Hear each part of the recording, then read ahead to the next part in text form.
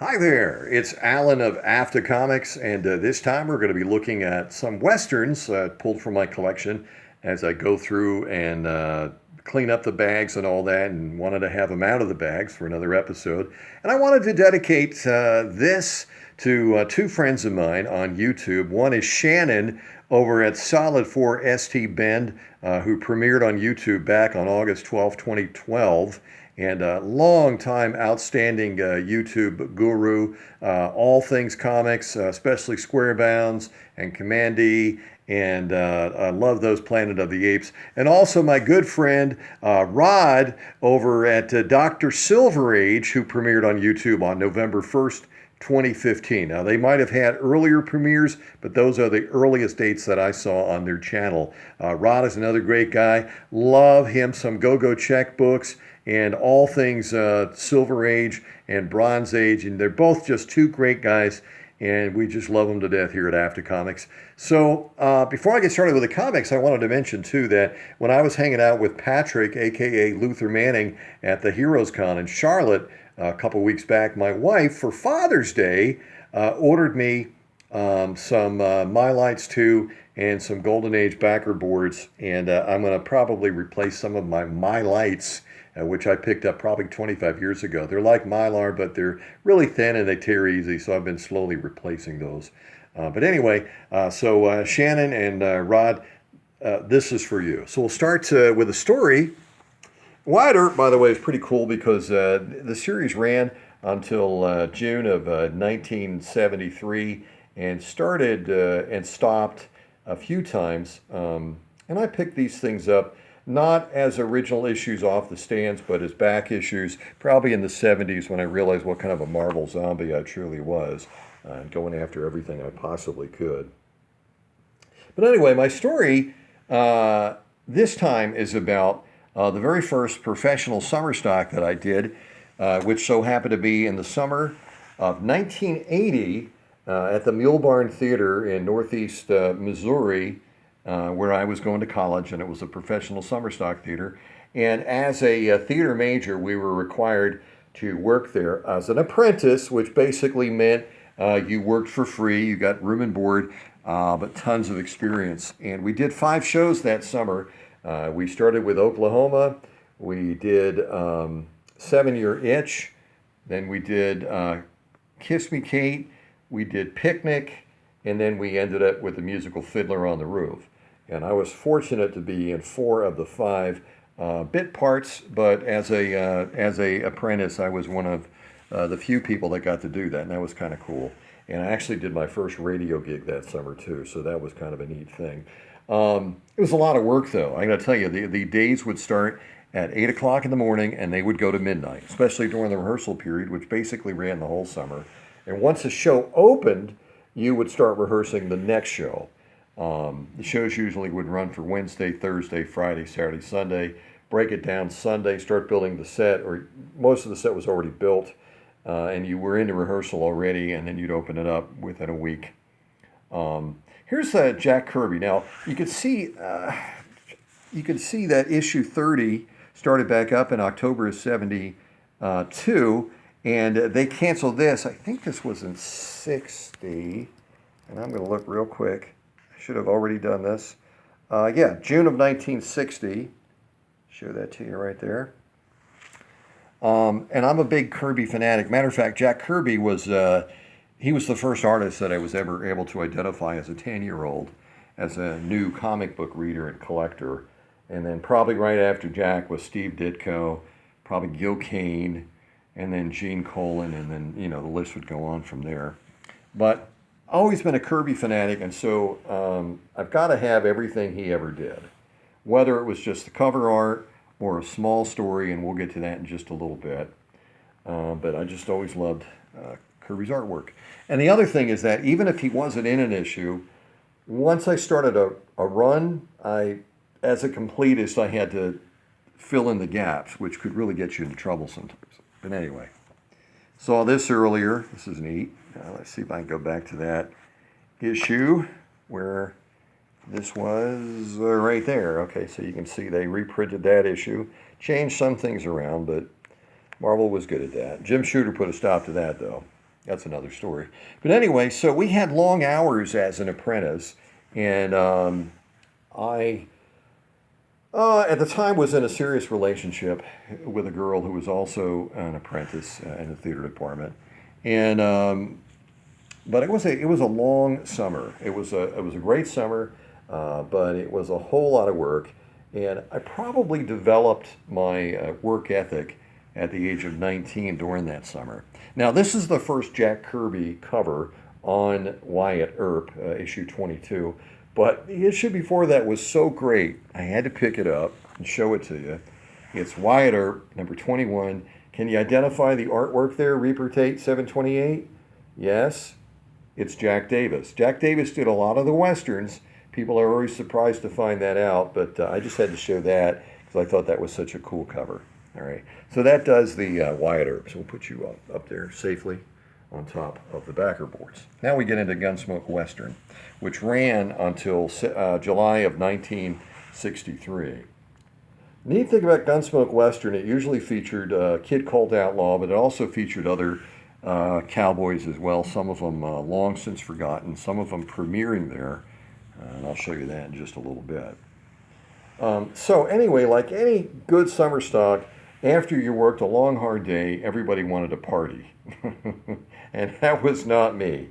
I was always Mr. Square. I think I've talked about that in previous videos. I always viewed myself as a Captain America. I certainly don't look like Captain America, but I always took his stance where, he was, he was very serious, and worked really hard at everything he did, and so I always viewed myself as Captain America. I'm thinking, well, Captain America would go to parties and do all that fun stuff that a lot of my friends did. So I just didn't do that.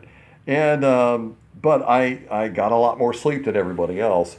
And so when we would audition as apprentices for these bit roles, I was usually ready because I was home studying lines and all that stuff, and I wanted to be prepared. By the way, great Jack Kirby story in here. It's not really a Jack Kirby story, but it's a Stan Lee story.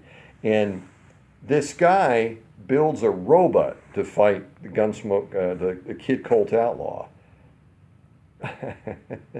So I always thought that was great because you can see his robot hands.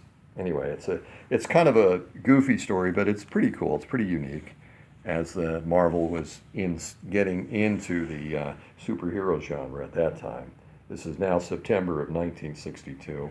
And Journey to Mystery of Thor had launched, Amazing Fantasy 15, Spider-Man had launched, of course the Fantastic Four had launched almost a year earlier, along with Hank Pym of Tales to Astonish 27 and The Incredible Hulk 1. And they were just getting ready for Strange Tales number 101 with the Human Torch. So anyway, so I got to play various roles. If you're familiar with the musical Oklahoma, I played the Sheriff Cordy Lim. That was probably 9 or 10 lines and mostly featured at the end. But I got to do a lot of dancing too. And I if you meet me, I don't look like I'd be much of a dancer, and I'm not. So you would be right. Ding, ding, ding, you win the prize. But I had to learn to dance, and I took ballet and dance before that. And we were doing a production of Kiss Me Kate. If you're familiar with that, it's basically the backstage show of a Shakespeare show, Taming of the Shrew, and what goes on in the 1940s on Broadway. And it's really, really, really good. But we had to dress in Shakespearean outfits during that, and I needed to have a pair of ballet shoes. I wear size 16. Shoe, usually a 17 and a boot. And so I had to go to New York City. Now, I lived outside of New York. About a week before the summer stock season started, I went to New York City, and I went to a shoe place called Capezio's, which makes dance shoes, and I ordered a pair of ballet shoes. The thing about that was so embarrassing, the ballerinas had not seen anybody that needed a size 16 ballet shoe, and they just thought it was hilarious, and they all called everybody in. Look at this guy, he's getting a ballet shoe, which was really tough at age 19. But I got it. They were sent to me very quickly. Within a week or so they were made, and I'd like to say I have them to this day, but I don't know what happened to those. I think I wore them into the 21st century doing shows. Um, Certainly not around the house. Wouldn't that be an interesting story? Anyway, but so that summer, I was very involved. I was cast in Oklahoma. I was cast as the radio announcer in 7 Year Itch, and that was my first radio work.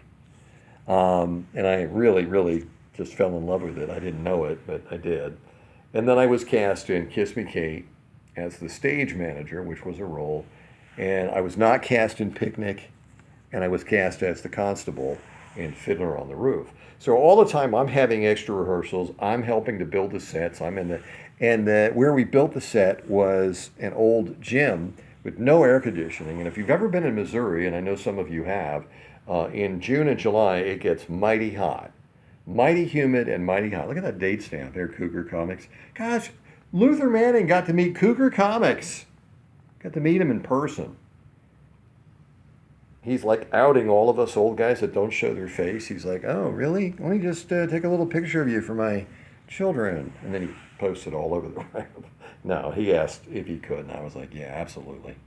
But anyway, I got to do a lot of different roles and dance a lot too. And I had a very patient partner. Her name was Sarah. I might as well give her full name, Sarah Woolenhouse. I was 19, she was probably 23 at the time, and she was a professional, and she was hired to do some roles. And she was also my dance partner in Oklahoma, and she was very, very, very, very professional and very pretty. And of course, I had a crush on her, which my other girlfriend did not like. And but she was a real sweetheart, and she told me at 19 to not get serious with anybody because that was stupid. Here's the premiere of the Two Gun Kid by Jack Kirby, kind of in between the title and the Two Gun Kid kind of saw a little bit of a cancellation, then came back, and this kind of fit it really well. Some of these things, the artwork is really good. Some of the stories are, 1950s westerns, but they're still great. You really can't look at a book and say, oh, it's a little lame. And I see some of these guys that do these YouTubes, and they're going back and they're making fun of Tobey Maguire on Spider-Man 1, 2, and 3. And you really can't. I don't think it's fair to do that, because if you're comparing that to something you like today, you've got to realize that at some point somebody is going to make fun of what's going on today. And things were just different. You can't compare yesterday to today. I really don't think you could do it. So I don't really think it's fair to do that. Anyway, I just went on a whole tangent there. Let me get back to where I was. So I worked with Sarah. She was really great. And I always liked to crack people up. That was always my job as an apprentice, appropriately, not during a rehearsal, not during a major rehearsal, because I worked with a director. His name was Paul Hustles, probably the greatest director next to Joe Layton, Broadway Joe. But Paul Hustles, a brilliant, Dr. Hustles, brilliant director, probably just taught me a lot about work ethic and about responsibility and all that. And really great guy. Matter of fact, the last time I saw him, he invited me over the night before I left Missouri after I graduated college, for he and his wife and his then two young children, for a spaghetti dinner. And I'll never forget that. That was December the 15th, 1982. That's when I graduated. Anyway, he was a great director, and he wouldn't put up with any of the shenanigans on stage and all that. It was really great. But I learned a lot that summer. Learned that I could put in 16-hour days, and I've never complained about working long days since then. Even now, I'll work some very long days, and I know a lot of you do too. Hey, here's another Jack Davis. Gosh, just love that Jack Davis did a whole lot of westerns, and he was featured in a lot of artwork, interior in Gunsmoke Western. He might have only done a few covers, but he was in there. So, the first issue, this is really fascinating. So here we go, Jack Kirby. He came back in November of 1958 to Marvel, cover dated 1958. which means he was working on a lot of stuff in late summer of 1958. But then I found out that he was featured in a book that was cover dated of July of 1958, and I thought, how can that be? Well, Stan had a lot of Jack's artwork that when Jack was doing some freelance work for him back in the mid-50s, Stan held on to a lot of it and would feature it. And I found out because Gunsmoke Western, I was going to stop with like issue 50 or 51, but I found out that Jack was featured in the July cover dated 1958 issue 47 of Gunsmoke Western. And I'm going to just show you some of that artwork, that unmistakable Kirby artwork. Find it here. And now I'm not going to find it. You know, that's how that is. I'm doing this off the cuff, so forgive me. I'm going to find it. If it's the last thing I do, I think that was it. Oh yeah, a Black Rider. I mean, you could just, sometimes Kirby, there's some things that you go, yeah, that's Kirby. So that's mid-50s Kirby. Done. And there's no name on there. Stan Lee is the only name that gets credit on that whole thing. But there we go. There's some more Kirby. Black Rider. So he did a bunch of that. That was great. But my summer ended. I took a Greyhound bus back to New Jersey, and it was a long trip. That was from Omaha, Nebraska, and I got off around the entrance of New Jersey, and I convinced the bus driver who was going to take me to New York that all I had was my backpack, and I had it with me, and could he let me off there because I didn't have any money left. And he felt sorry for me, so he let me off. Went back home for about a week before school started and thought about things and realized that I wasn't ready for any kind of a serious relationship, but I was sure set on being an actor. That changed later on, and I'll get to that someday. Hey, thanks for listening to me just go on and on. I really appreciate you guys. Thanks to Shannon over at Solid 4 ST Bend, and also to Rodney at Dr. Silver Age. You guys are the best. Thank you so much. Have a great night.